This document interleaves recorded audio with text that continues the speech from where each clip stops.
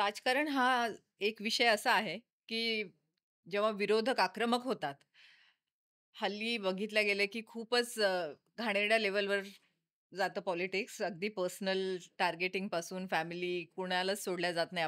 आपण चर्चा केली, की देवेंद्रजींच्या आईवर घाणेरडी टीका करणं किंवा असे प्रकार आय थिंक वारंवार हल्ली होतच असतात. जेव्हा जी पार्टी सत्तेमध्ये आहे, हं.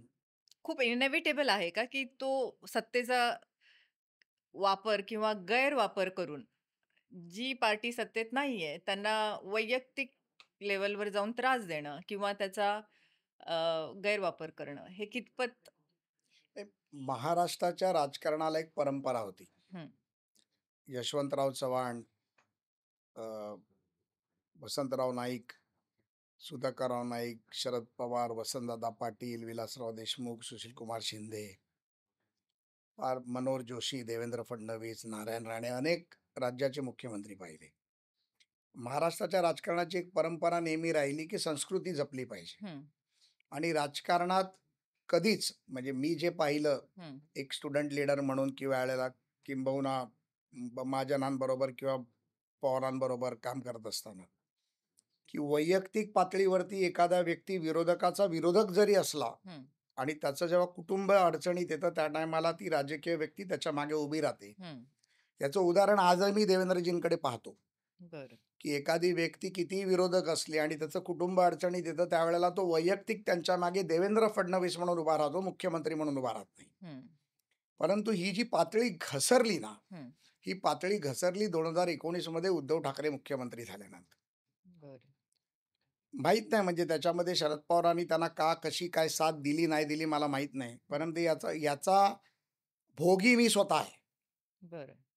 ज्यावेळेला उद्धवजी मुख्यमंत्री झाले त्याच्या आधी उद्धवजींचे माझे वैयक्तिक संबंध फार चांगले राहिले. हं, म्हणजे ते फार मोठे आहेत. मी म्हणू नाही शकणार की मी त्यांचा मित्र राहिलो.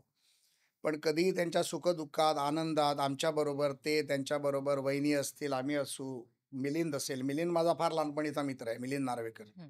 मिलिंदाने आम्ही एकत्र क्रिकेट खेळलेलो आहोत. अर्ध्या चड्डीवरती मैदानात आम्ही ते गुल्ली बॉल खेळलेलो आहोत. त्यामुळे तो माझा मित्र आहे आणि प्रत्येक वेळेला त्यांनी माझी साथ देण्याचा देखील प्रयत्न केला. पण त्याचं कोडं तोही मला आजपर्यंत सांगू शकला नाही. हं, उद्धव ठाकरे मुख्यमंत्री झाल्यानंतर त्यांनी वैयक्तिक राग-रोष काढण्याचा प्रयत्न चालू केला. एक तर पहिली गोष्ट तर उद्धव ठाकरे मुळी निवडूनच आले भारतीय जनता पार्टी आणि देवेंद्रजींच्या कामावरती, विश्वासावरती आणि नावावरती. त्याच्यानंतर अचानक त्यांनी ते पिल्लू सोडलं, की मला मुख्यमंत्री करायचा शब्द दिला होता, मला केलं नाही आणि मला आजही तो दिवस आठवतोय. तुम्ही नीताला माझ्या मागणंही विचारू शकता. हं, दिवाळीचा दिवस होता. आम्ही उद्धवजींच्या घरी मिठाई घेऊन गेलो होतो. त्यांनी मला तिकडे जेवायला बोलावलं होतं. रश्मी वहिनी, उद्धवजी, आदित्यजी, मी, नीता, मिलिंद आम्ही सगळेजण बसलो होतो आणि आमची चर्चा झाली. आणि ॲज युजुअल त्यांच्या स्वभावाप्रमाणे त्यांनी नीताला सांगितलं, की भाजप किती वाईट आहे, किती वाईट वागते, हे करते, ते करते. मग माझी त्यांची चर्चा झाली, की "साहेब आता आपण हा दिवाळीचा विषय आहे, आपण याच्यानंतर बोलू आणि देवेंद्रजींशी काही विषय असेल तर मी बोलीन." आणि मग ते युती तुटली कारण त्यांच्या डोक्यात होतं, की मला तुम्ही मुख्यमंत्री पदाची अमितभाई शहानी सांगितलं आणि मला तुम्ही दिलं नाही, जे असत्य होतं. हं, कारण देवेंद्रजी आणि उद्धवजी व्यासपीठावर असताना अनेकदा माननीय देशाच्या पंतप्रधानांनी, अनेकदा माननीय देशाच्या गृहमंत्र्यांनी "हमारा अगला मुख्यमंत्री देवेंद्र होगा" हे सांगितलं आणि त्याच्यानंतर उद्धवजींचं भाषण झालं. तर त्यावेळेलाही तुम्ही तिथे सांगू शकला असतात, की देवेंद्रजी मुख्यमंत्री नहीं, मुख्यमंत्री तय तब होगा, जब मॅन्डेट डिक्लेअर होगा. ते तुम्ही बोलला नाहीत. तुम्ही मूग गिळून बसलात कारण तुमचं शरद पवारांबरोबर षडयंत्र शकुनी मामांचं चालू होतं. तुम्हाला ते नंबर गेम पाहिजे होते, जे तुम्हाला भाजपमुळे मिळणार होते आणि काँग्रेस, शरद पवार आणि शिवसेना हं. आणि समाजवादी पार्टी ही अभद्र युती तुम्हाला त्यावेळेला कळायचं हे तुमच्या निवडणुकीआधी डोक्यात होतं. ते तुम्ही शक्य केलंत.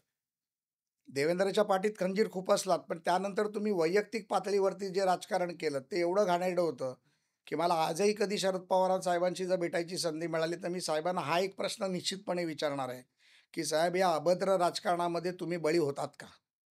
किंवा तुमचा साथ होती का?" जेव्हा तुम्ही अभद्र राजकारण ह्याचा उल्लेख करताय, स्पेसिफिकली काही विषय नाही, आहेत का? स्पेसिफिकली आपण आपण बघाल, संजय पांडे नावाचा आयुक्त आणला. तर आयुक्ताला याच्यासाठीच आणलं गेलं होतं, की देवेंद्र फडणवीसला जेलमध्ये घाला, खोट्या केसेस करा. गिरीश महाजनवरती कशा पद्धतीत खोट्या केसेस दाखल केल्या गेल्या, मकोकाची तयारी केली गेली, त्याचे खोटे सीडी केले गेले, त्याचा पेन ड्राईव्ह देवेंद्रजींनी सभागृहात दिला. प्रवीण दरेकरवरती मुंबई बँकेच्या खोट्या केसेस टाकायच्या, त्याला जेलमध्ये घालायचं, त्याच्याबरोबर मला जेलमध्ये घालायचं, ते केलं गेलं. आशिष शेलारांना कशा पद्धतीत अडकवलं जाईल त्याचा प्रयत्न केला गेला. जयकुमार रावलवरती खोट्या केसेस कशा टाकता येतील त्याचा प्रयत्न केला गेला. जयकुमार गोरेला कसा आत टाकता येईल त्याचा प्रयत्न केला गेला. आणि मी स्वतः त्याचा विक्टीम आहे, की मला माझ्या व्यवसायाला कसा त्रास देता येईल. मला कधी-कधी बोलताना आता माझे अश्रू देखील सुकायला लागले, की आता ते दुःखच संपलं. माझ्या मुलीचा नवीन व्यवसाय होता. तिला पिंपरी चिंचवड महानगरपालिकेचं स्मार्ट सिटीचं काम टेक महिंद्रा बरोबर मिळालं होतं. हं, त्या टेक महिंद्राच्या कामामध्ये चौकशी लावण्याचं महापाप, घृण कृत्य संजय राऊताच्या पत्राने केलं गेलं. आणि तिच्या कंपनीवरती चौकशी लावली. 21 वर्षाची मुलगी, कंपनी सुरू केलेली कंपनी, ती कंपनीची तिची बिलं थांबवली गेली, काम थांबवलं गेलं. हं. मी आदित्य ठाकरेला भेटायला गेलो उदय सामंतांबरोबर. उदय सामंतांचं राजकीय करिअर माझ्या माध्यमातून सुरू झालंय. उदय सामंत फार मोठ्या मनाने मला घेऊन गेले. हं. आदित्य ठाकरेंनी 2.5, 3, 3.5 तास मला उन्हात उभं केलं, मला भेट दिली नाही. आणि मी जसं मगाशी म्हटलं, की काही ठिकाणी मी माघार घ्यायला तयार असतो, कारण माझ्या मुलीच्या भवितव्याचा प्रश्न होता. मी देवेंद्रजींशी चर्चा करून आदित्यकडे गेलो हं, आणि आदित्यनी मला भेट दिली नाही. हं, माझ्या मुलीला त्रास दिला. हं, या संजय राऊतांनी पत्र दिलं. हा संजय राऊताची मुलगी, मुलगा कधी माझ्या टार्गेटमध्ये येणार नाही का भविष्यात? आदित्य ठाकरे कधी माझ्या टार्गेटमध्ये येणार नाही का?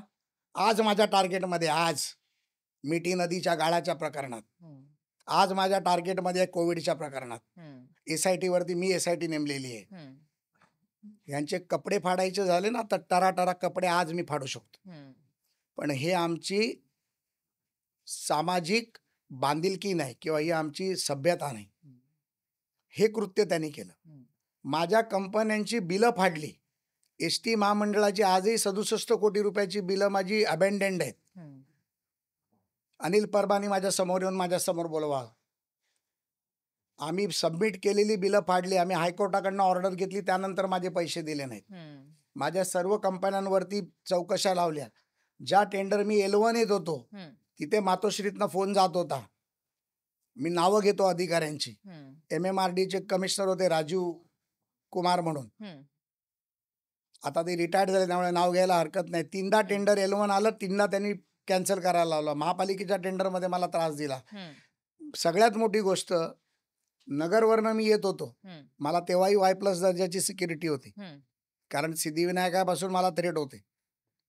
बरं. लोणावळ्यामध्ये वायरलेस कॉल आला. हं, withdraw the security order by the chief minister of the Maharashtra. हं, PSO होता माझ्याकडे, प्रदीप नावाचा. हं, तुमच्या नांदेडचाच होता तो. हं, त्यांनी तिकडे वायरलेसवरती सांगितलं, की साहेब मी मुंबईलाच येतोय, आम्ही मुंबईला साहेबांना ड्रॉप करतो आणि रिपोर्ट टू द प्रोटेक्शन करतो. हं, तुम्ही ज्या पोलीस स्टेशनला आहेत त्या पोलीस स्टेशनला रिपोर्ट करा आणि VIP ला एकटा येऊ द्या. म्हणजे एवढ्या खालच्या थरापर्यंत हे गेले. देवेंद्रजींचं प्रोटेक्शन विड्रॉ केलं, अमृता वहिनींचं प्रोटेक्शन विड्रॉ केलं, दिविजाचं प्रोटेक्शन विड्रॉ केलं. अहो, राज्याच्या मुख्यमंत्र्याला मुख्यमंत्री पदावरनं उतरल्यानंतर जो राज्याचा मुख्यमंत्री 5 वर्ष सातत्याने राहिला आणि वसंतराव नाईकानंतर एकमेव मुख्यमंत्री होता जो सातत्याने 5 वर्ष राज्याचा मुख्यमंत्री राहिला. त्याचा एक प्रोटोकॉल होता, त्याला झेड सिक्युरिटीचा दर्जा असतो, त्याची प्रोटेक्शन काढलं गेलं. म्हणजे ही तुमचा राग कुठला? ही कुठल्या पद्धतीचं तुमचं राजकारण? खोट्या केस करणं, खोटे गुन्हे दाखल करणं, लोकांना अरेस्ट करणं, लोकांच्या घरातल्या कुटुंबाला फसवणं, ही संस्कृती महाराष्ट्राची आहे का? मला राग येतो बोलताना, पण हे बोलावं लागेल. प्रत्येक वेळेला मी बोलतो आणि मी यांच्या समोर येऊन बोलायला तयार आहे. आणि माझ्याबरोबर छत्रपती शिवाजी महाराजांच्या पुतळ्याच्या बाजूला कैलासवासी शिवसेना प्रमुखांचं समाधीस्थळ आहे. हं. समाधीस्थळावर तुमच्या चॅनलवरती डिबेट करावं, की त्यांनी काय केलं आणि मी काय केलं. खोटं बोलतात हे. त्यामुळे अशा प्रकारचं राजकारण मॅडम होऊ शकत नाही. हं. आणि महाराष्ट्राची संस्कृती नाही, ती संस्कृती बदलली पाहिजे, या मताचे आम्ही आहोत. आम्ही आजही सांगतो, की आमचा वैयक्तिक रोष कोणाबरोबर नाही. तुम्ही पैसे खाता, खा, आम्हाला त्याशी काही लेणं नाही. हं. पण आम्ही व्यवसाय करून मोठे झालो आहोत. हं. आमच्या एक पैशाचा हिशोब इन्कम टॅक्सच्या बुक्सवरती आहे. आम्ही एक रुपया कमावून आम्ही मोठे झालो आणि आम्ही कमवतो ना, आम्ही आम्ही अभिमानाने सांगतो, हं. की आम्ही लाख लोकांना नोकरी रोजगार दिला. 1,00,000 लोकांना आम्ही महिन्याला पगार देतो बरोबर. आणि 1,00,000 कुटुंब हं. आम्ही जेव्हा पगार देतो तेव्हा त्याचं कुटुंब चालतं, कारण आम्ही ती परिस्थिती पाहिलेली आणि त्या 1,00,000 कुटुंबांचे पोशिंदे आम्ही आहोत. छत्रपती शिवाजी महाराज म्हणायचे, "राजापेक्षा राजाचा पोशिंदा जिवंत राहायला पाहिजे" आणि ते पोशिंदा आम्ही होण्याचं काम करतोय. तुम्ही तो पोशिंदा मारायला निघालात आणि मग तुम्ही मोठ्या-मोठ्या गोष्टी करता हिंदुत्वाच्या, मराठी माणसाला काय दिलं तुम्ही? मराठी माणसाचं काढून घेण्याचं काम तुम्ही केलं. तुम्ही कोविडच्या बॅगा विकल्या, खिचड्या विकल्यात, औषध विकलं. रेमडेसिवीरचा प्रश्न तुम्हाला सांगतो. आम्ही रेमडेसिवीर मी दीव दमणमधनं घेऊन आलो. आम्ही मुंबई बँकेतून दरेकर आणि मी ₹1,00,00,000 ची ट्रान्सफर पेमेंट केली. आम्हाला ₹300 ला रेमडेसिवीर मिळत होतं. मुंबईच्या वेशीवरती रेमडेसिवीरची गाडी पकडली गेली आणि ती सील केली गेली, कारण ह्यांना ₹1,600 ने रेमडेसिवीर विकायचं होतं. ह्याच्यापेक्षा किती पुरावे देणार? राज्याचे तेव्हाचे विरोधी पक्षनेते, उपमुख्यमंत्री म्हणजे माजी मुख्यमंत्री आणि आताचे मुख्यमंत्री पार्ला पोलीस स्टेशनला आले. हं. ज्या माणसाने आम्हाला रेमडेसिवीर दिलं त्याला तिकडनं पळवलं. आमच्याकडेही पोलीस खात्यात अनेक उपकार केलेले लोकं होते. हं. त्यांनी सांगितलं माणसाला कुठे नेऊन ठेवलंय. देवेंद्रजी आणि आम्ही गेल्यानंतर 10,000 लोकांचा मॉब त्या बीकेसी पोलीस स्टेशनमध्ये जमा झाला आणि शेवटी पोलीस अधिकाऱ्यांना माफी मागावी लागली, की आम्ही केलेलं चुकीचं केलं, यांच्या दबावापोटी केलं. हं. अहो, तुम्ही कुठे-कुठे उत्तरं देणार? बरोबर. मराठी माणसाच्या गोष्टी सांगायच्या. BSTची निवडणूक झाली. हं. माझ्याकडे 15,000 मतदाराची यादी आली. 7,500 लोकं बदलापूर, नालासोपारा, वसई, विरार, कल्याण, डोंबिवलीच्या पुढे राहतात. मराठी माणूस तुम्हीच पाठवलात ना. ज्या शिवसेना प्रमुखांनी मराठी माणसाला नोकरी दिली, न्याय दिली, धंदा दिला, व्यवसाय दिला, घर दिलं, हं. त्या मराठी माणसाला बाहेर काढण्याचं काम तुम्ही केलं. ब्रँड म्हणून निवडणूक लढवली. त्या ब्रँडचा बँड वाजवून टाकला आम्ही. 0 मतांनी जिंकले, 0 मतांनी. 11 उमेदवारांची डिपॉझिट जप्त झाली. कुठे गेला तुमचा मराठीपणा? अनेक गोष्टी बोलता येतील. याच्यावर एक वेगळं डिबेट आपण करू. जरूर.